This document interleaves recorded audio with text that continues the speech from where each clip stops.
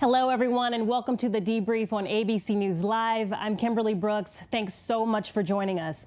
We're going to be giving you updates today on that horrific New Zealand terror attack that happened, and we'll be on the ground there in Christchurch. We're also giving you the latest on the Ethiopian plane crash that took 157 lives. And of course, we'll have your national forecast. But first, here's some headlines.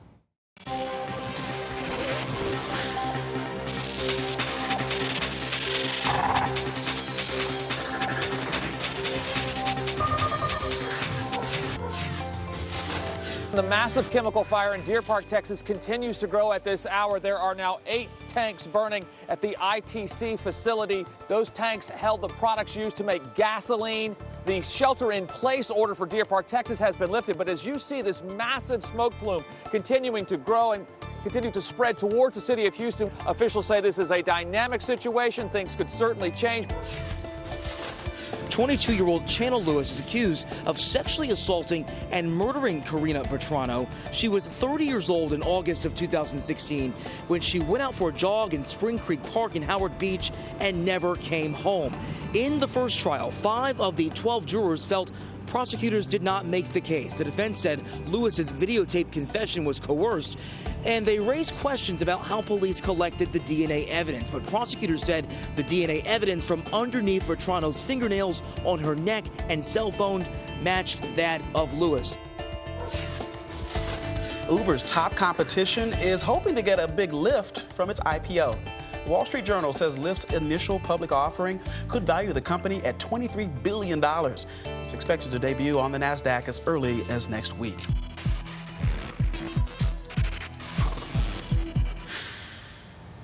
So the world is still reeling from those horrific terror attacks in New Zealand that left 50 people dead. So I want to go straight to Will Carr, who's on the ground in Christchurch, where the suspect has appeared in court. Will? Good morning, Kimberly. Overnight, authorities came out and definitively said there was only one shooter in this attack, the worst terror attack in New Zealand history. That shooter appeared in court over the weekend. His face was blurred per local law, but his alleged crimes are quite clear. Authorities say that he killed 50 people and injured dozens more in the worst attack that this country has ever seen. As you're walking along, this memorial has continued to grow. It's just one that we've seen here across the city. You can see there are pictures of the victims here. There's a note here. It says, "We are all one," on that blue card right there. It is really a heartbreaking time for this community. We saw a number of teenagers come out and they created this paper chain. They put this all up around this entire park area, actually, and you have all these candles right here. There's really a raw sense of emotion that has been pulsating through the heart of this city. Imagine how people in the United States felt after Columbine or after Virginia Tech or after Sandy Hook. Before mass shootings were so common and happened so frequently, that is the type of emotion that we're seeing here in Christchurch. At the same time, there has been a massive push to strengthen the gun laws across the country. The Prime Minister has come out and said within the next 10 days, she wants stronger laws that could include a ban on semi-automatic rifles. At the same time with that, there's been a spike in gun sales across the country because many people here are concerned about their gun rights being taken away. Kimberly. Yeah, it's absolutely devastating. And from one tragic event to another, there was a shooting on a train in the Netherlands this morning. So we have Ian Panel in London. Ian? Yeah, hi, Kimberly. Police in the central Dutch city of Utrecht are saying that at least 3 people have been killed and multiple others have been injured as a result of a shooting in a tram. The authorities saying they're looking for at least 1 gunman. Dutch police looking to question this man who was seen on a tram shortly before the attack. He's 37-year-old Gutman Tanis, who was apparently born in Turkey. We're also hearing that counter-terrorism police have been deployed and are investigating, of course, whether or not this was a terrorist attack, although they have raised the terrorism threat level to maximum, and the head of the Dutch counter-terrorism service announced on Twitter that he was in, quote, crisis consultations. Obviously, police around the world now on high alert after that terrorist attack in New Zealand, and there will be fears that this is in some way connected. We're also hearing that US intelligence agencies have been warning that al-Qaeda and ISIS supporters are calling upon all Muslims to respond to that terrible attack in New Zealand by launching attacks of their own in the near term. For now, the city remains on lockdown and the hunt for the gunman goes on. Kimberly. Thank you, Ian. So there's new information about that devastating Ethiopian plane crash that left 157 people dead. And we have our David Curley in our D.C. bureau. David, are you there? I'm David Curley in Washington. Boeing is not commenting on the latest statement from the Ethiopian transport minister that there are clear similarities between the two crashes of 737 MAX 8s. Those statements coming after the data was read out in France, but the transport minister from Ethiopia is not offering any evidence or saying what the similarities are.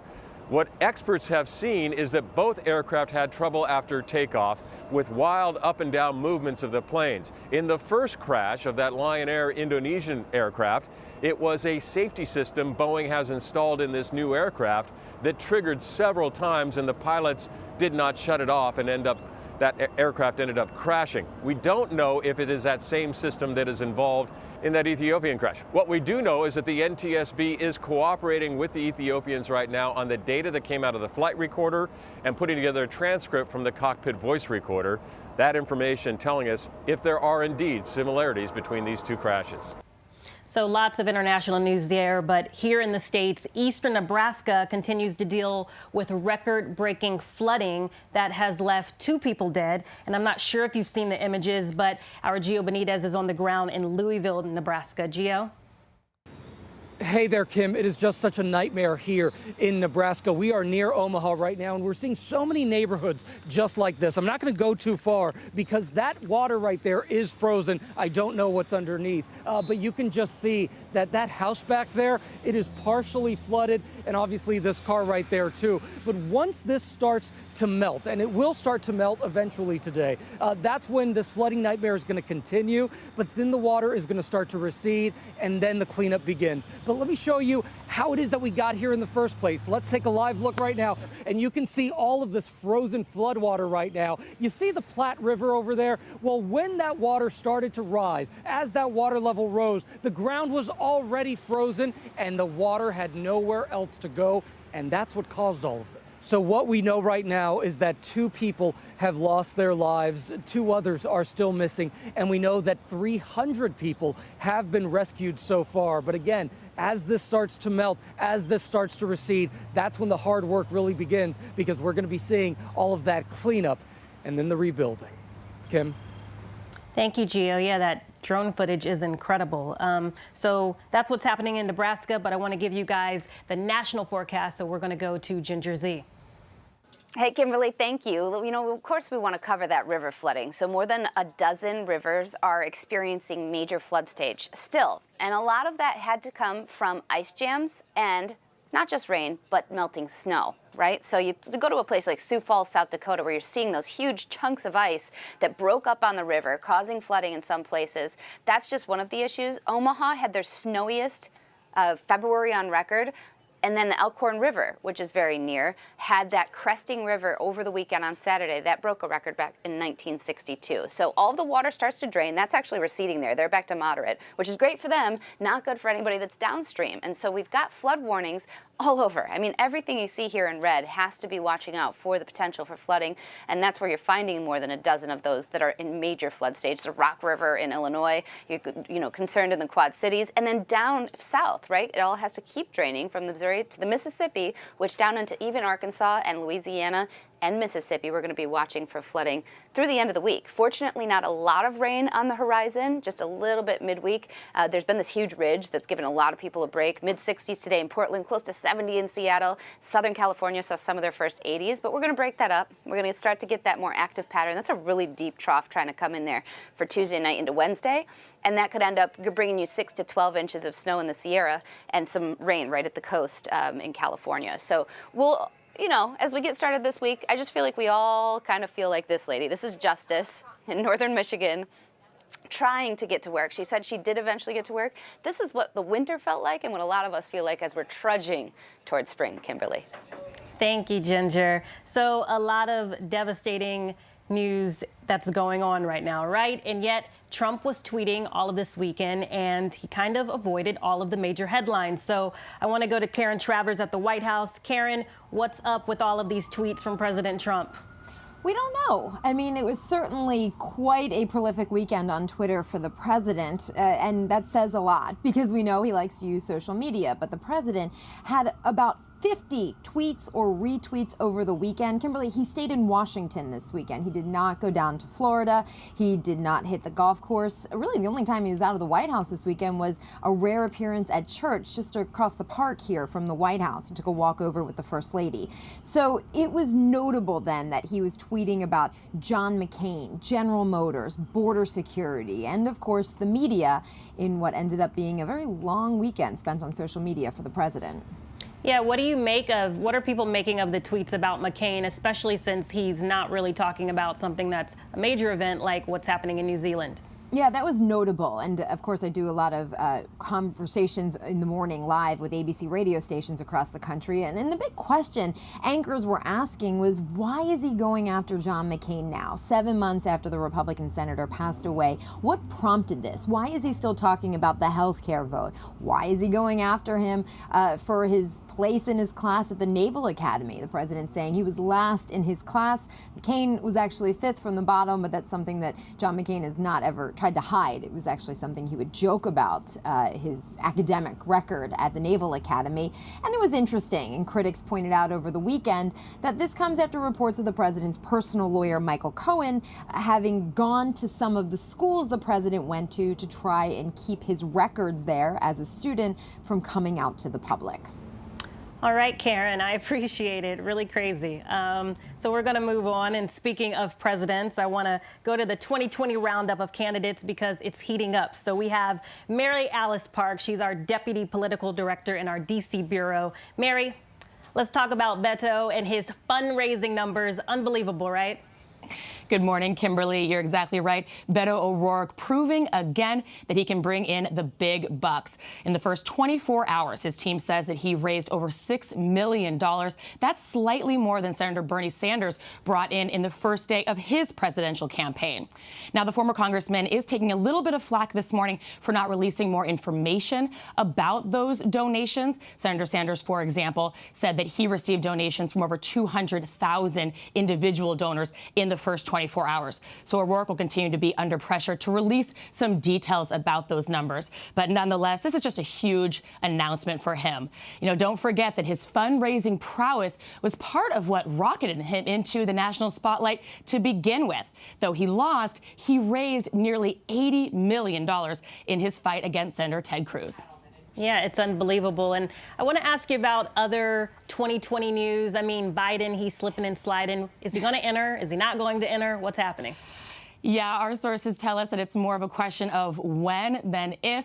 Everyone here is predicting and planning on the former vice president getting in the race. Over the weekend, he got a little tongue-tied and seemed to mix up some verb tenses. The audience just totally loved this. They reacted hugely. They were excited and wanted to see if he was actually just announcing right then. He didn't. He caught himself. But obviously, that was a big moment in Delaware. Is there anyone else that we should be paying attention to? Anyone else you know that might be entering soon? There are a few others, if you can believe it, that we are still hearing some rumblings about. Take a look at the governors that still haven't announced. There could be a few more, and even some members of Congress that are still flirting with the possibility. All right, Mary, thank you so much. Mary Alice, I appreciate it. So, okay, I'm not going to pretend that I know a lot about college basketball. I do like it, but when it comes to March Madness, we need an expert. So that's why we have Dallin Cuff. He is the ESPN college basketball analyst, and he's right now he's at the ESPN headquarters. Dallin, good morning. Tell me exactly what I need to know to do well. What you need to know to do well. This is pretty much the most arbitrary thing we have in sports. It's the best part in sports, in terms of my opinion, in college basketball broadly across any sport, because anybody can win this thing when you start picking teams in the bracket. So you can do it by mascots, you do it by your favorite color, but I would do it by some of the blue bloods in terms of the biggest programs this year. I think the biggest thing we've noticed this season as college basketball analysts is that really there is a clear delineation between really the top 8 teams, so a lot of the teams that are on the 1 and 2 seed lines, comparative to everybody else in terms of winning this whole thing. The back half of the field is weaker than it has been in recent years. We actually struggled to find 68 total teams to put in this tournament that deserve to be there. So there is a clear delineation between the top 8 and the rest. So if you're looking to pick winners and you're looking to pick your Final Four, I would really focus on those teams in the 1 and 2 lines, the Duke, the Kentuckys of the world. Okay, so Dallin, I want to know, obviously, who your favorites are, please, so I can just kind of copy. You feel free to copy mine, but you might want to give it some of your own thought. But my Final Four right now is Duke, and of course Zion Williamson. If anybody doesn't know his name, he is must-see TV. He'll be the #1 pick in the NBA draft. He's absolutely outstanding. We've never seen a guy like him in college basketball and leading the Duke program. He's back 100% healthy. So Duke is a 1 seed out of the East. I have them going to the Final Four. They'll play Gonzaga in the semifinal. I have Tennessee out of the SEC, and then they'll be playing North Carolina in the other semifinal. I have a Tennessee against Gonzaga final is what we're looking. Excuse me, North Carolina against Gonzaga final. I have Gonzaga upsetting Duke. Upsetting, I think, because of how the betting lines will be. But bear in mind, this Gonzaga team did beat Duke in Maui at full strength back in November, and Gonzaga was not at full strength. This team is very talented. They have guys that have played on the national championship before, being Josh Perkins, their point guard 2 years ago, got to that stage. Very talented team. I have Gonzaga cutting down the nets in Minneapolis as the national championship champion over the Tar Heels from North Carolina. Very interesting. I think I'm probably just going to pick by colors myself. I mean, that works really well. Go. But before we go, you know, there's some sleepers also. Who do you consider to be the sleepers?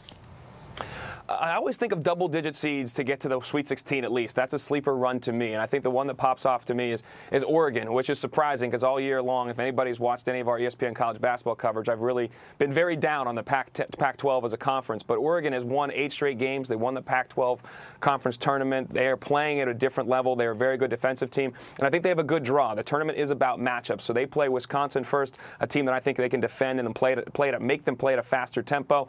And then Kansas State, if they beat Wisconsin, Kansas State is a team that's playing without their best player, Dean Wade. He's got a foot injury. They're hopeful to have him back, but not at 100%. I think the Ducks can go on to the Sweet 16. Another team, Belmont. If Belmont can win the play-in game, which they have to play against Temple Tuesday night, the winner of that moves into the actual bracket of 64.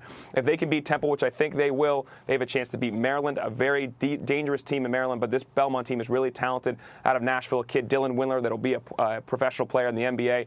A very good shooting team, and I think they can advance whether they play LSU or Yale. Yale may upset the Tigers. Tigers have a lot of off-the-court issues right now. I see Belmont being a team that can be in the Sweet 16. Okay, so is there one name that we don't know now that we will know very well by the time this tournament's over? I think that name's actually John Morant. That was a very good question. John Morant from Murray State. Murray State is a 12 seed. They're playing Marquette.